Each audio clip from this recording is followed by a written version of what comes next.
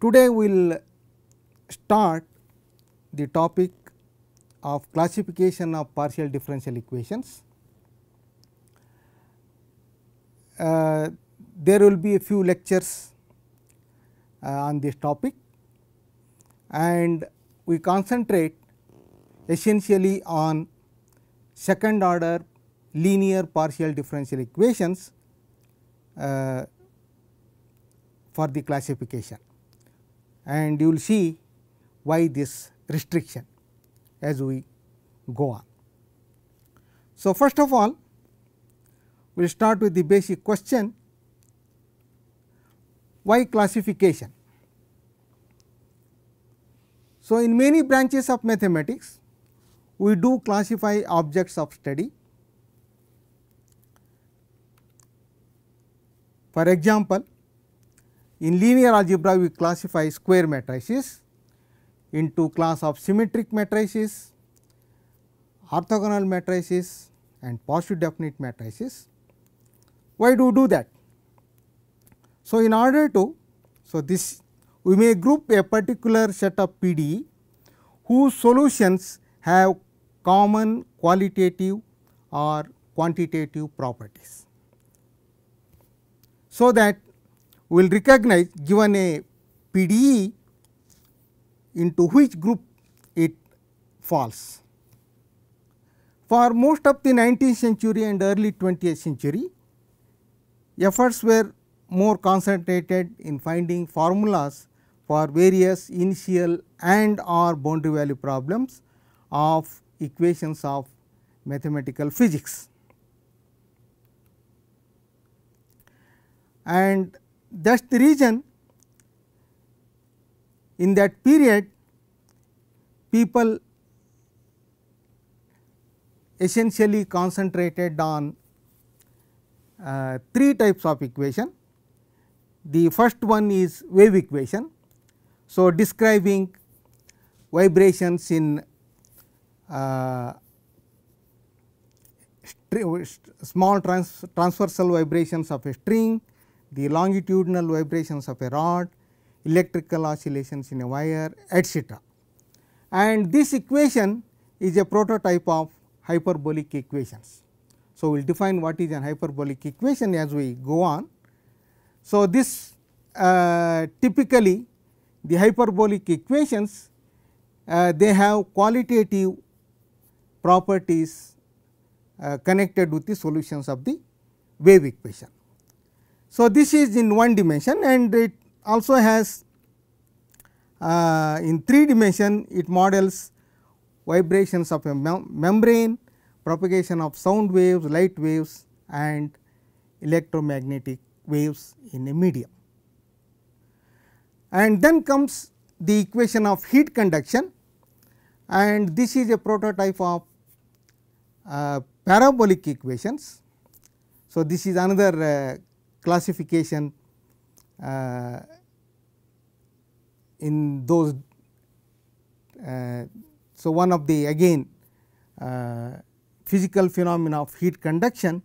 So, they were interested in that. So, this was studied in great detail.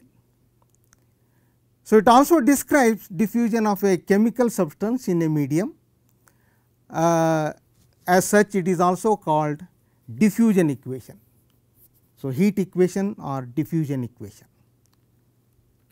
And the last one, a steady state process, physical process, that is a physical process that does not change with time, is generally modeled by a Laplace or Poisson equation, and this is classified as elliptic equation. We have one more mathematical region for doing the classification. Given a differential equation, whether ordinary differential equation or a partial differential equation, a basic problem associated with an ODE or PDE is the Cauchy problem or an initial value problem. So, for a second order ODE,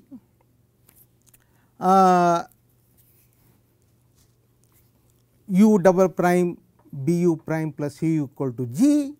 in an interval on the real line. So, we prescribe two initial conditions u x 0 equal to u 0, u equal to is missing there, equal to u 0, and u prime x 0 equal to u 1. Okay. So, initial position and initial velocity, if you interpret in Newtonian mechanics. So, this describes the dynamics of a particle. So, if you give initial position and initial velocity, we should be able to tell the dynamics of that particle. And in case of ODE, there is no restriction on u 0 and u 1, they are arbitrary. Okay. So, such a scenario changes when we come to a PDE. Okay. For example, here consider a linear second order equation in some domain in Rn.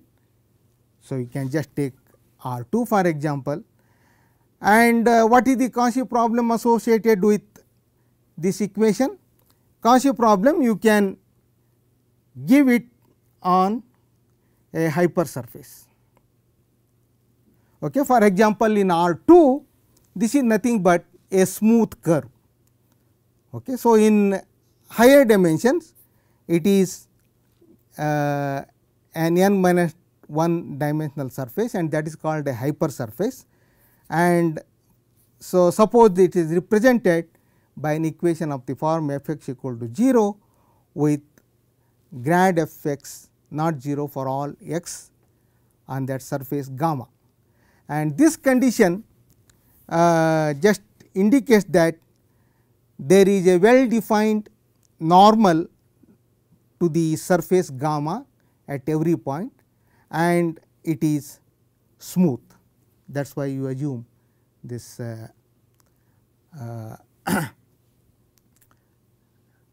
gamma to be of class C k.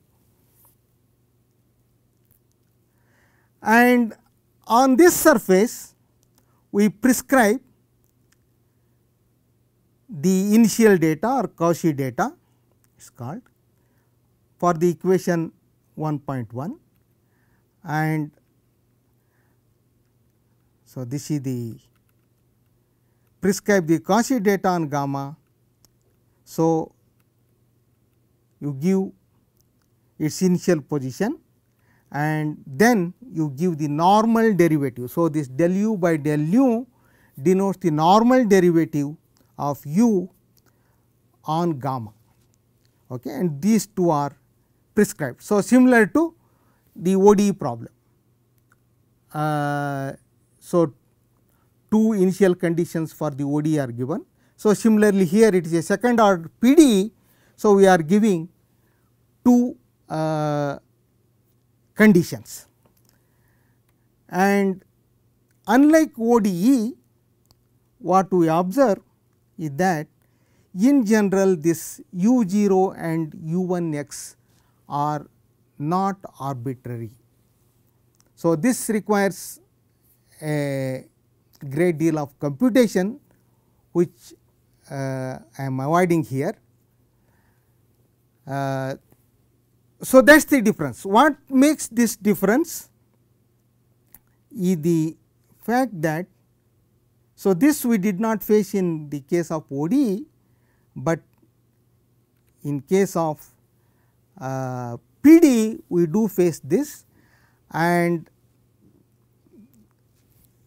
so the main reason for that is whether gamma is a characteristic surface or not, characteristic surface with respect to the given PDE.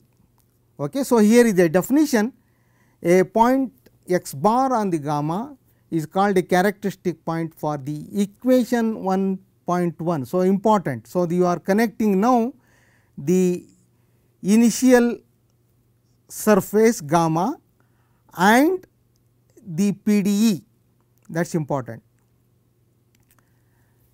If this grad f x t superscript t denotes transpose of a matrix, and A is coming from the PDE, that matrix A. So, it is coming from the coefficients A I j, so which I denote by this. So, it is a variable matrix. So, if A I j are constant, then it is a constant matrix, otherwise it is a variable constant. So, there should be x bar here, okay, sorry for that. So, at that point, so if this happens, it is called a characteristic point, and if each point of the surface gamma is a characteristic point, then gamma is called a characteristic surface. So, if gamma is a characteristic surface, then the Cauchy problem is called a characteristic Cauchy problem, and if gamma is non-characteristic surface, then the Cauchy problem is called non-characteristic surface, non-characteristic Cauchy problem, and generally non-characteristic Cauchy problems, they have solution that can be shown, and in case of already first order PDE, we have seen this characteristic in some other form, namely transversality and other conditions. Okay. So, it is similar to that. So, in general, so this that is the difference. So, and this definition of the characteristics obviously depends on the PDE coefficients, and that is why we want to classify the PDE into different groups. So, this is the mathematical reasoning for studying this classification of PDE. Having said about that, about the classification, there are many equations of importance that lie outside these classes. What are these classes? Namely hyperbolic, parabolic and elliptic. So, I just list a few of them. There are plenty of equations. So, one is this Schrodinger equation from quantum mechanics, it is written here. So, it looks closer to the heat equation, but qualitatively its solutions are more like wave equation. And also you observe that this I is square root of -1. So, we have to deal with complex functions as solutions. So, in case of heat equation, wave equation and Laplace equation, they were all real valued functions, but in case of Schrodinger equation, we have to deal with complex functions as solutions. So, the next one is, again this is very much studied in the literature, commonly called KdV equation, this Korteweg-de Vries equation. It is also a nonlinear equation of third order. Okay. So, u x x x. Okay.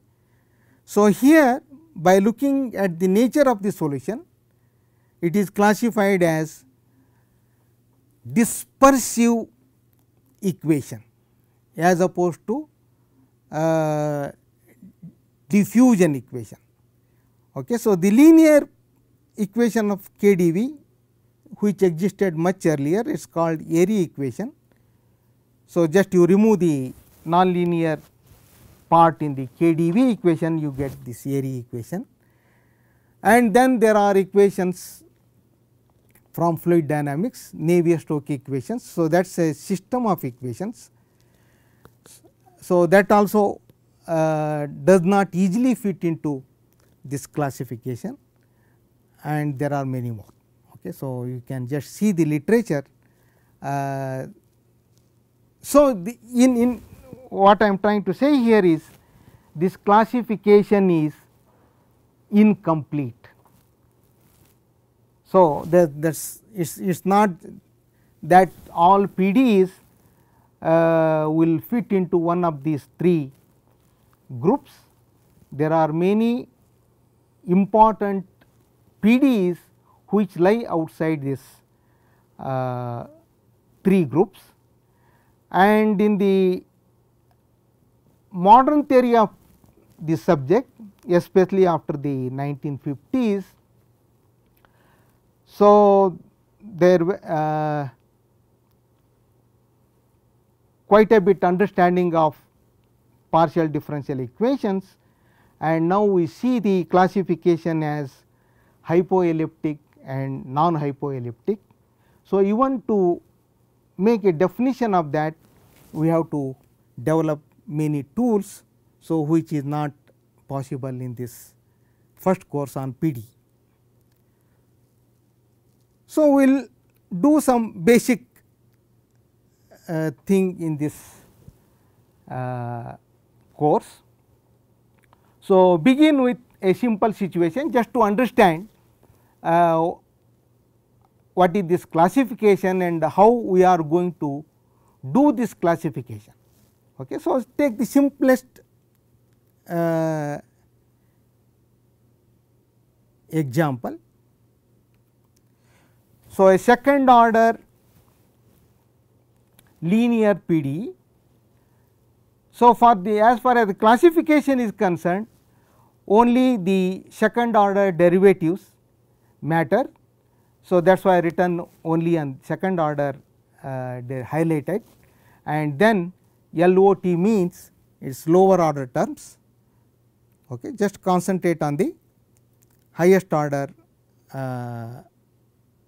terms. Okay. To qualify it as a second order equation, so at least one coefficient Aij should be not 0, that is what I have written it. Otherwise, if all Aij are 0, then we are getting first order equation. So, the lower order terms, whether linear or non-linear, it does not matter as far as the classification is concerned. Okay. So, here, so I denote by A, capital A, the matrix of the coefficients, and that is a real symmetric matrix. Okay. That A is real symmetric matrix, and so this part Aij del square u by del xi del xj is called principal part of the equation, and that is written in the matrix notation as del x transpose A del x u. Del x denotes the gradient vector and x signifies we are differentiating with respect to x variable. So, we are considering the equation in some open set in R n. So, that we denote the points in that open set x, because then we are going to change the variable x to some other thing. So, then we write it as del of that variable. Okay. So, that x signifies the differentiation is with respect to x. Okay. So, this I written it here. So, it is the gradient vector and superscript denotes the transpose of a matrix or a vector. From linear algebra, we learn that since A is a symmetric matrix, there is an orthogonal matrix, it is also called a rotation matrix, R such that R transpose A are equal to D. So, R since R is an orthogonal matrix, R transpose is also equal to R inverse.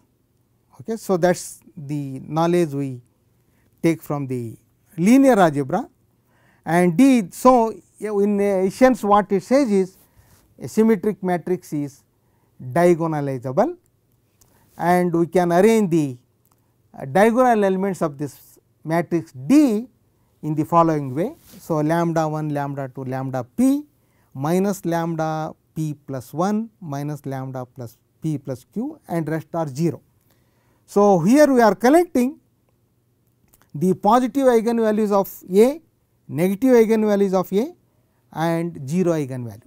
Of course, A can have all the positive eigenvalues, all the negative eigenvalues. So, it cannot have all the 0 eigenvalue in this case, because A is not a 0 matrix.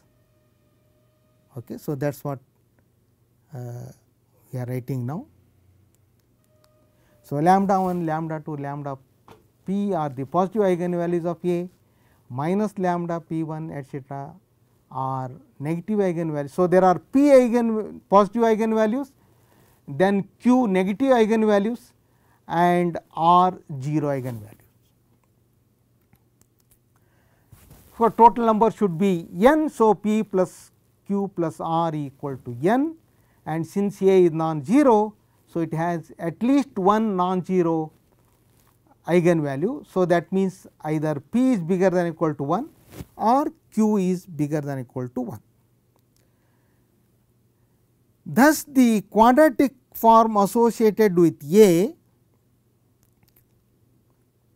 okay. So, this is also quadratic form associated with the given PDE. So, again let me just go back. So, in this summation Aij del square u divided by del xi del xj, you replace that del square u by del xi del xj by xi I xj, and that is how you get the quadratic form associated with the matrix A, and matrix A comes from the PDE. So, this is also quadratic form associated with the PDE itself, and then you change the variable, you change from xi to xi tilde equal to r transpose xi. So, r is coming, r is the matrix that diagonalizes A, r is the rotation matrix. So, that using the diagonal process. So, you just get that quadratic form takes the diagonal form. So, there are no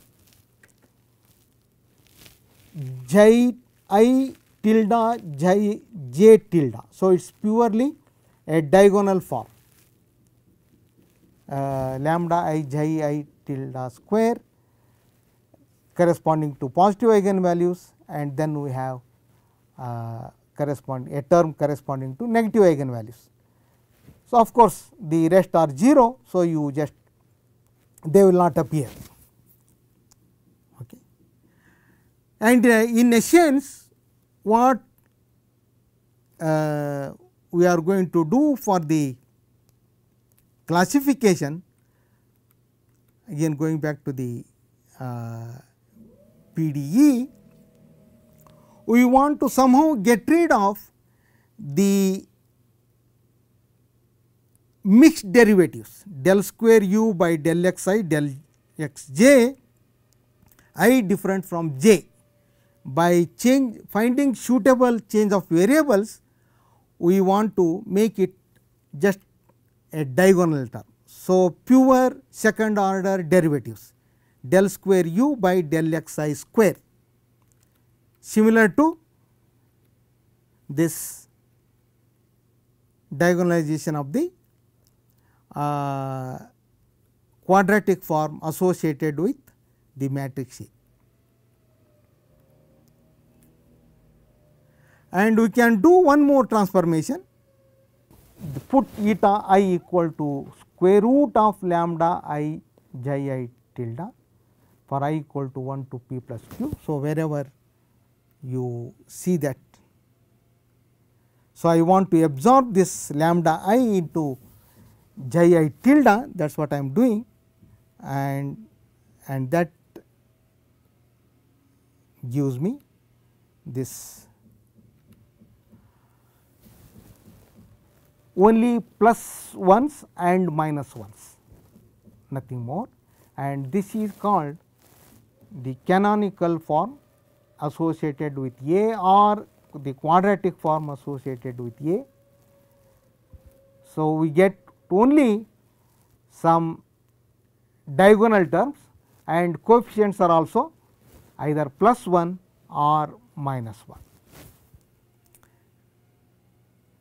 One difficulty, immediate difficulty we see is this obtaining canonical form. We have used the diagonalization of A and arrived at this canonical form, but that is not the only way one can arrive at a canonical form.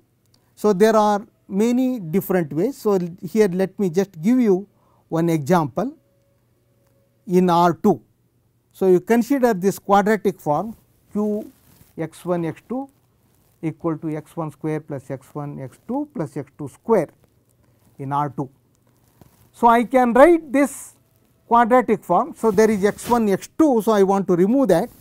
So, in 3 different ways, in fact, you can write in many more ways, but I have just written here 3 different ways how you can write q.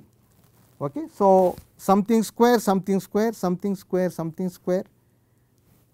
So, I can use all these 3 different change of variables in order to write q in its canonical form.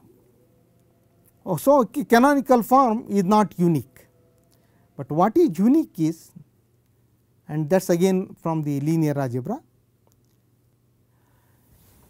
the number of positive eigenvalues p, the number of negative eigenvalues q, they are invariant, and this is called Sylvester's law of inertia. So, whatever change of variables you use to reduce a given quadratic form to its canonical form, the number of p and q will not change, and that is an important observation. And based on this invariants p and q, we are going to classify the PD. Okay. So, now we immediately connect this observation from linear algebra to our PD. Okay. So, now just again use that rotation matrix and you change the variables x to x tilde, then so this gradient vector of u with respect to x variable changes to gradient of u with respect to x tilde variable by that rotation matrix, and that you put in the equation back, and you see immediately that we obtain the principal part in diagonal form. Still there are lambda i's. So, we will also remove them by one more change of variable.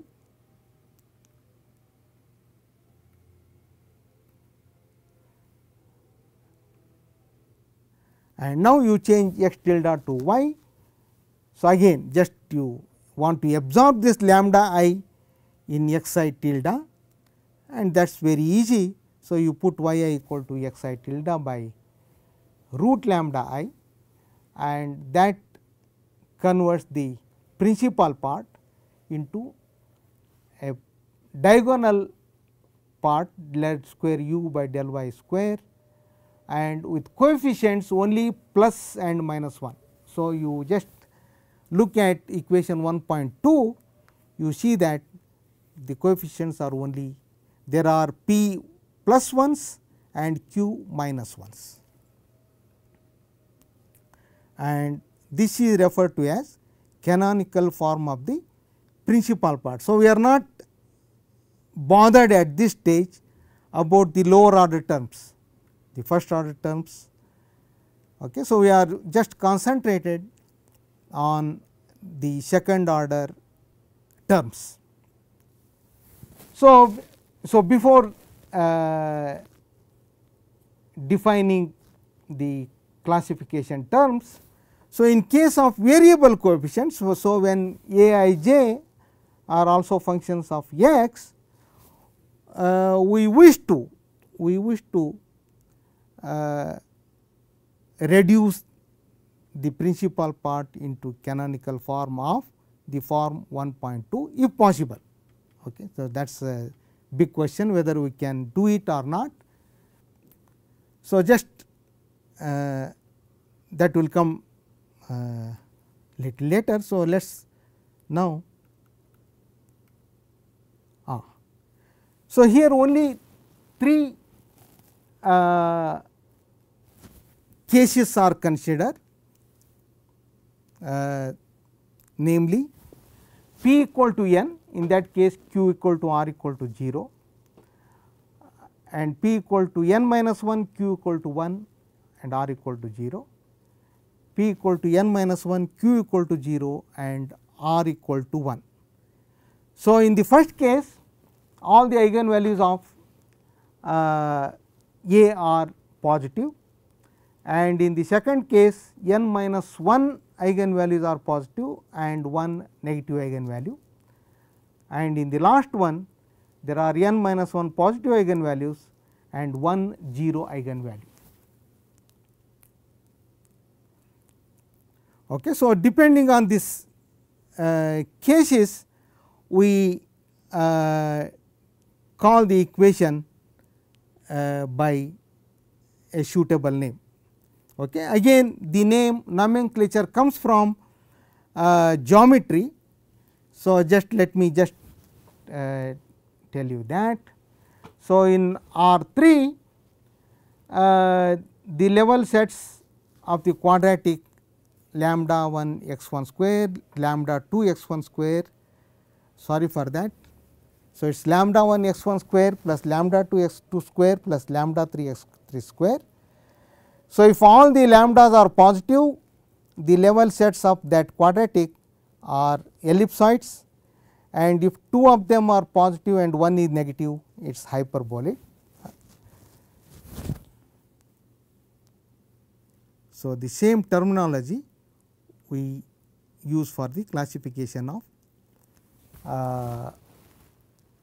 PDE. So, PDE 1 is called elliptic equation if p equal to 1, or by changing the sign we can also assume q equal to n. So, either of them p equal to n or q, all are positive eigenvalues or all are negative eigenvalues. So, hyperbolic if p is equal to n minus 1 and q equal to 1, or again by changing the sign you can assume p equal to 1 and q equal to 1. So, in these two classification there are no 0 eigenvalues. So, in the first case when p equal to n or q equal to 1, the quadratic form is called definite, and in the other case it is called indefinite. So, in the definite case either it will have all the time positive sign or negative sign, and in the second case, that hyperbolic case, it will have it takes both positive and negative eigenvalues. So, we will come back to the other case in the next class. Okay. Thank you.